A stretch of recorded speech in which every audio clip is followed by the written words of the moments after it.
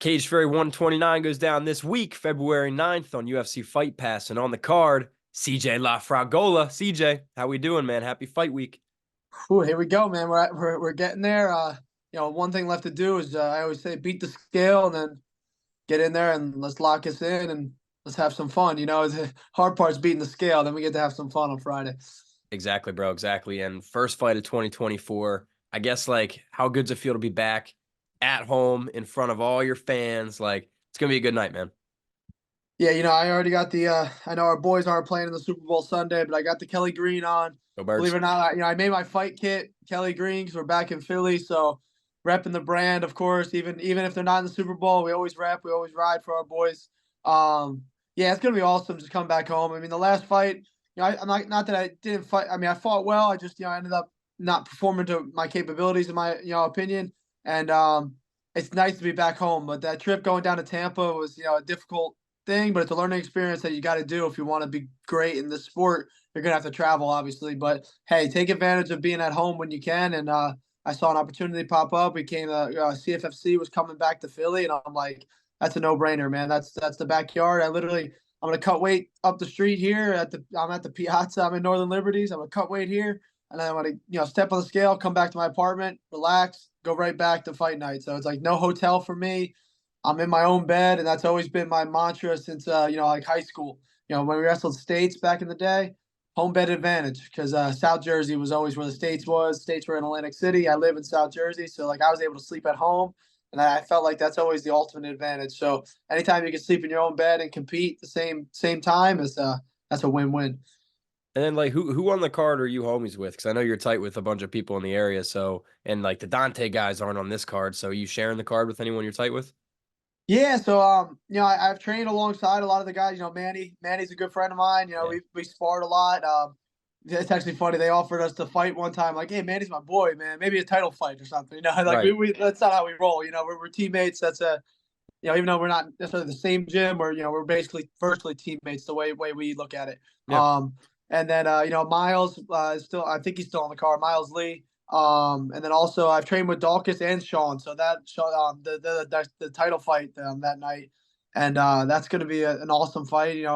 Excited for both guys, and it's that shows the level of talent that CFFC is kind of bringing to the door. I mean, you got Dawkins, who's been in the UFC. You got Sean, who's got over like 20 MMA wins, Yep. 20 MMA fights. It's just awesome seeing like a title fight of that level on the same card that I'm fighting on. Not that like my fight's not a big deal either, but just that excites me. Bringing that energy, bringing that kind of crowd. It's all on UFC Fight Pass. I mean, it's just this is where you want to be to build yourself up, build your own name, and just to be a part of something like that is really really awesome. And then just the excitement comes because it's my turn. I fight just before those guys. I'm like the third to last or fourth to last fight, something on those lines, and I'm looking forward to put on a show. I think if I read the card, but if that's still Yeah. how the No, you're card right. lines up, we'll always see when when it comes out. You're never 100% sure, but they got me up towards the top, which is really cool. Also, I appreciate that. You want to put on a show in front of the main event, in front of UFC Fight Pass, in front of all your fans and friends and family. I think I don't remember if it's you or Manny first, but one of you guys, and then it's Dawkins and then Fatima. So yeah, I mean, you're all main card ready to go on UFC Fight Pass, man. The card's stacked top to bottom. Love Cage Fury cards like that. They're putting on for the new year. And then just kind of talking about training with everybody. I know the answer, but for those watching who've never seen an interview of yours before, kind of just tell everybody where you're training, who your coaches, who your partners. Yeah, I mean, I'm actually funny. It depends on the time of the year sometimes for me. Right now I'm actually, a lot of my training actually gets done with my wrestling team. I coach Mm-hmm. at Drexel University, so anything grappling besides the strictly jujitsu, like when we go into like just jujitsu mode, like wrestling wise, I get the probably one of the best pushes that most fighters could ask for because I'm in a college room almost every day, working with my guys, helping them get better, but also they're helping me get better. So when I go live, I'm going full boat, they're going full boat, we're all pushing each other. So a lot of my training gets done with the wrestling guys, but then when I go do my MMA training, my home base is still Nick Catone MMA, back in Bricktown, New Jersey. I'm a Jersey boy through and through. Even though I rep Philly, I am a South Jersey guy. And Nick's is maybe a little more Jersey Shore, but that's where I grew up, originally. So it's like that's always home. And it's always a who's who of passing through. Corey's been back, Corey Anderson. Yep. So he'll actually be in the back helping us out. He probably most likely be in my corner as well, because he's actually good friends with Dawkins and Sean, I think, but he's gonna Oh, be word. cornering Sean. But so it's like it's just interesting, how many guys that you pass by and train with. But I kind of bounce all over a little bit. But my main gyms are Nick Catone, obviously, and then Drexel University. I do a lot of work in, and then Marquez. I appreciate them. They let me come in on my nights where I can't, get down to Nick's if it's like a late night at practice with Drexel or whatever. So I kind of bounce around. That's why I know Manny so well. A lot of the Marquez guys and Sean Brady lets me jump in. Do jujitsu with them. So anytime you get your hands on a high level guy like that, you can't pass it up. And you're gonna get your ass whooped a little bit, but that's part of the drill. We push each other. He likes my wrestling feel. So I hang in there when he starts doing jujitsu. But when it comes to takedowns, we can push each other. And it's like I said, I kind of bounce around a little bit, but no matter what, I'm getting work in. Even if it's last resort, I hit the gym and hit my sprints and hit a certain like cardio circuit. I'm finding a way to push the pace while working, full time with the wrestling guys. And that's kind of why I chose that profession. It's like, at least that worst comes to worst, I can get to wrestle with my team. So, but I'm feeling good, man. I've been training good. My main sparring days have been good. I've been able to, organize my schedule in a way that works for me.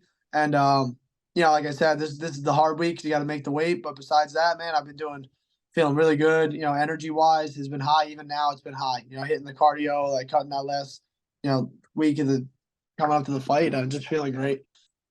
Who else going to be in the corner other than maybe Corey? So I got Nick Catone as always. He's my head coach. He's a legend of the sport.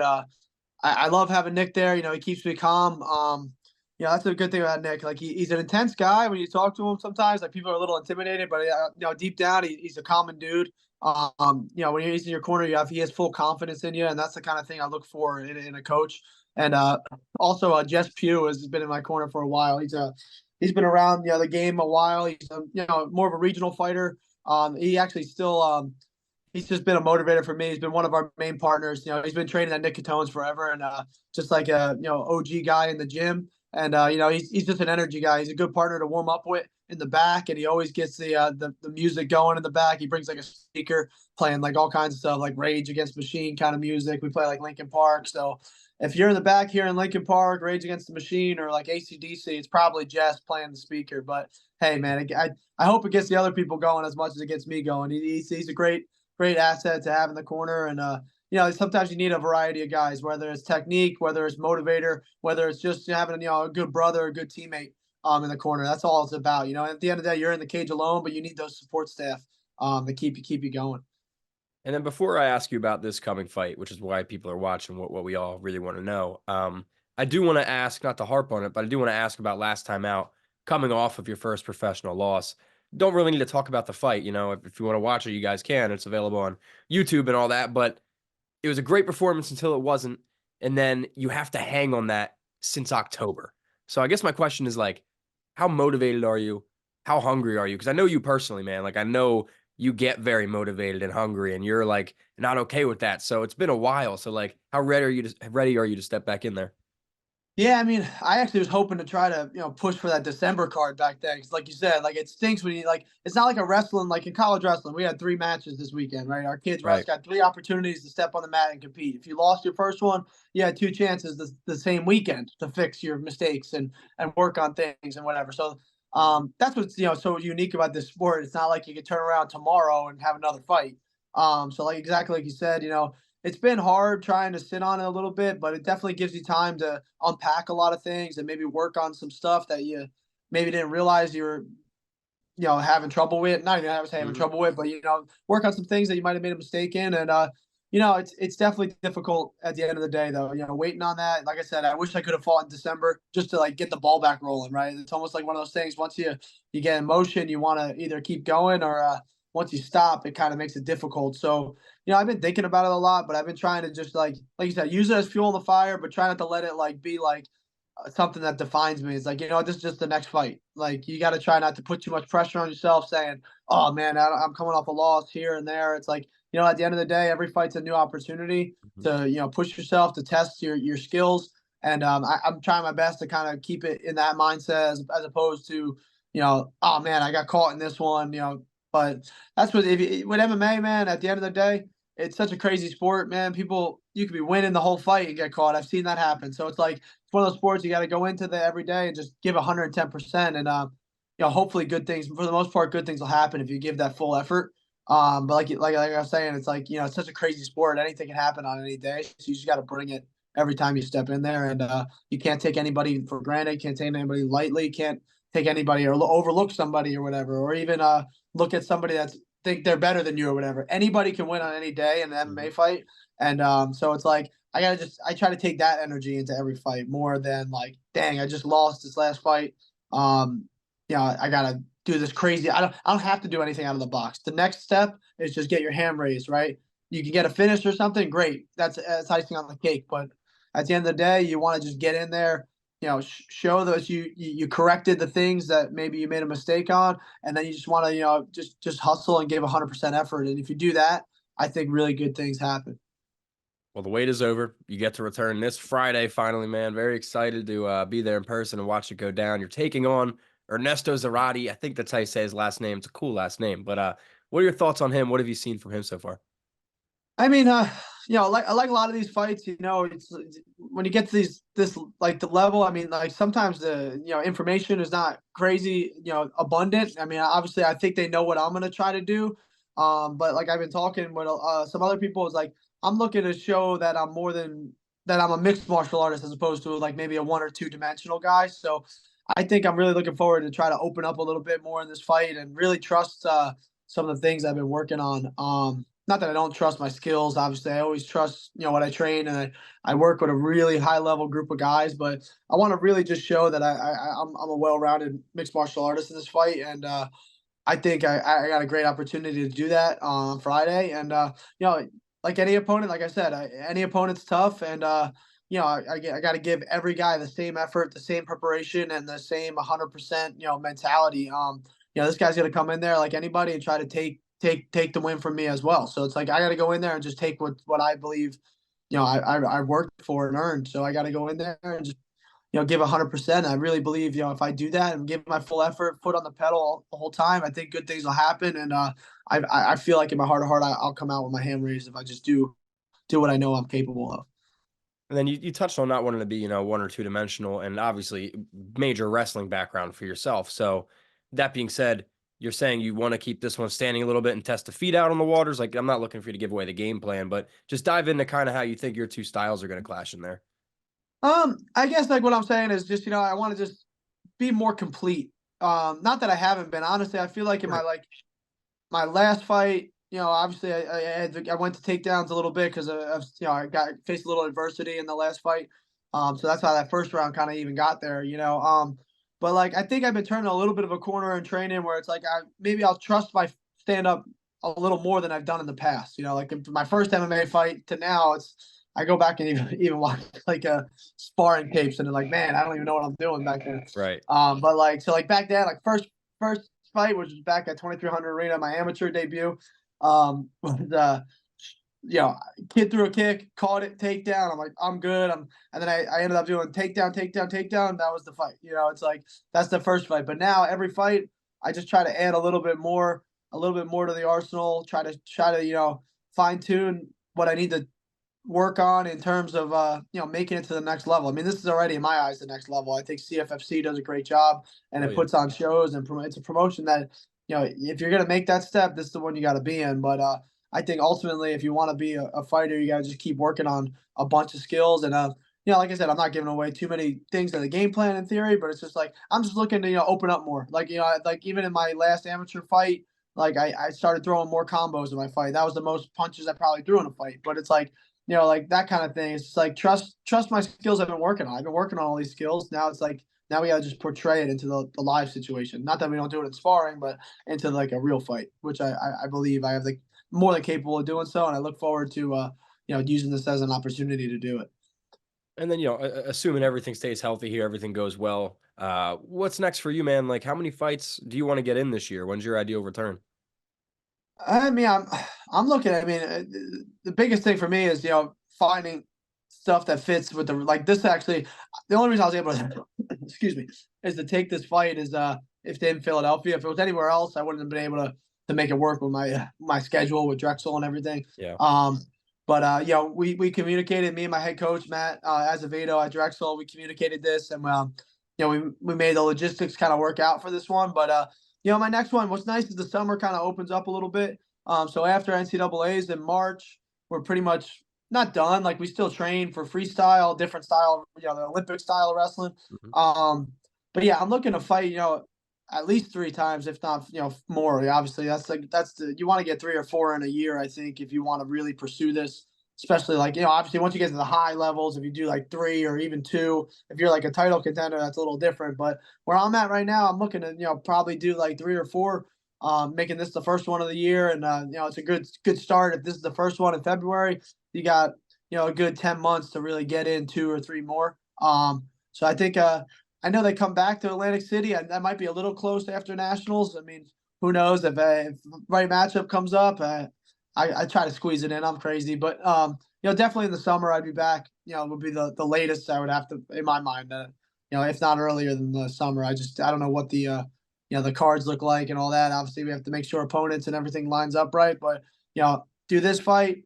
Hopefully June, July, even May. There's something. I mean, I'm always open to compete. If something comes up in April and I can fit it in, let's do it. You know what I'm saying? And then, man, 2024 first fight of the year, just out of January, very early in the year. What goals do you have for yourself? Like this time next year, or I guess 2025, where do you want to be in your career? Yeah, like I said, I want to try to get those 3 or 4 in this year. Yeah, obviously the goal is you want to punch, make your mark and get your hand raised and all those. So if I really can make that effort and push for that and come out healthy, I mean, man, by next year I hope I can start really cracking into one of these bigger platforms. That's the ultimate goal. You want to use this to not just be like a what's the word, like a hobby. I'm not trying to Yeah. MMA hobby. I want to like be able to make this professional sports career into something. That's what I mean. Obviously, I'm doing well so far, my young career here, but I want to use this platform as an opportunity to grow and get into a bigger organization. I mean, that's why we're doing it, right? We're not just doing it to, hey, this sounds fun. Let's go in here and put. I mean, it is fun. Put on a show for your friends and family. Like people get excited around fighting. Like I could go around to somebody and be like, hey, I got a baseball game. They won't be as excited. If I go, hey, I got an MMA fight, they go, oh, when's that? Like you sell tickets. It's like, it's an exciting thing. It's different. It's unique.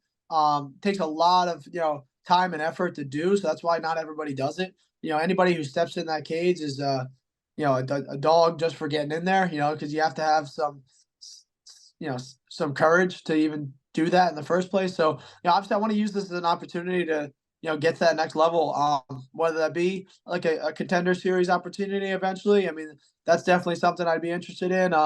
But there's a lot of other platforms that are opening up as well. I mean, we see like the PFL and Bellator just merged, or still trying to figure out how that actually whole worked out. Yeah, right. I think they're still figuring it out, but it's like, there's other opportunities there as well. So, just keep doing my thing. I think I'm in a good place right now with Cage Fury, obviously. Like I want to try to stay with them and work with them as much as I can, just because I feel like Rob and all them have given me great opportunities to really showcase my skills and also promote myself. I think, whether it be interviews like this or other interviews that they kind of organize, and also just like sharing stuff on social media, being on Fight Pass, it's like that's the opportunities you need if you want to make it to the next level. So I'm getting those opportunities through CFFC, and I want to keep building that. And it all runs through Friday night, though. You got to get the hand raised first, and then that's first step, and then just keep pushing, and hopefully end this year on a high note, and then just keep going forward from there. Well, from the outside looking in, you end the year 4-1, 5-1, something like that. 2025 is very much looking like it's going to be the year for you to break into those big leagues, so to speak. But CJ, before I get you out of here, man, you got so many fans, a huge support crew, everybody watching this interview. That being said, anything you want to say to everybody? If so, take it away. The mic is yours. I'm gonna try my best to hit everybody, but I always appreciate everybody's support. Just the people that buy tickets alone, that's the hugest, one of the hugest supports. Just having you guys all there. Last time I fought in Philly was amazing. I fought in Atlantic City too for my pro debut, so that's back home. Whenever I have a crowd shouting my name, that just gives me like a +10 in strength and effort. That's always the biggest help. I want to give a shout out to a couple of my sponsors that are my short sponsors. They Club 215 is a new one. They're my boys here in Philly. They got a podcast as well, like you, and DJ Kev hooked me up, helped me with my shorts. Mickey's Protocol, they always help me out. They're gonna be streaming the fight Friday night at the bar in town. That's by my town in Little Egg Harbor. And then Matt Black Kia, they always hook it up. Matt Blatt's been a good friend of mine. I actually worked there when I was younger, like doing like car running, and now they hooked me up as a big sponsor. And I can't do it without all these sponsors. I have so many smaller ones as well on my shirt, which I'll actually finish the pre-sale. So like I will have a few extra. I'll make sure to try to get you over one because it's Kelly Green as well. Ooh. But I'll make sure I post and tag everybody on that. But Jen, this last, I always appreciate and thank my my parents, my friends, and my parents and my brother. They've been by my side since day one. My brother's the one who actually got me into wrestling in the first place, which kind of led to this. And they're my ultimate motivators. Every day you just work hard. The ultimate goal is to make it right for your family and for your friends. But they're the ones that have brought me up in this world. Taught me how to be a hard worker. They taught me kind of the ways of the road. You got to work hard. You got to put a lot of effort in to get what you want. And no, I can't thank my parents and my brother enough for that. And obviously all my teammates and coaches that helped me prepare for this. There was a wide range of people. We had Marquez, we had Nick Catones, we had Drexel Wrestling. We even had some, outliers here and there pop in. So I can't thank those guys enough. We had a couple guys from Stout Training Center in Pittsburgh come by the last 2 weeks. So, just having a plethora of people to train with, different looks, different feels, different pushes, it all makes you just a better fighter at the end of the day. So I'm looking forward to that. I feel like I really peaked these last 2 weeks, and then now it's just getting that weight down and just letting it fly on Friday. Like I said, beat the scale, and then we give full effort Friday night, and I think we'll have a really fun time. Well, ladies and gentlemen, you get to see the hard work pay off February 9th, UFC Fight Pass, CFFC 129. CJ LaFragola looking to get that W and start 2024 off in the right place. CJ, thank you, my man. I'll see you on Thursday at the weigh-ins. Kick some ass, brother, all right? All right, Thursday. If I got the shirts, bro, I got you, man. Yeah. Bring it. I got to get the new one. You. Kelly Green, baby. It'll be Yes, same sir. as that.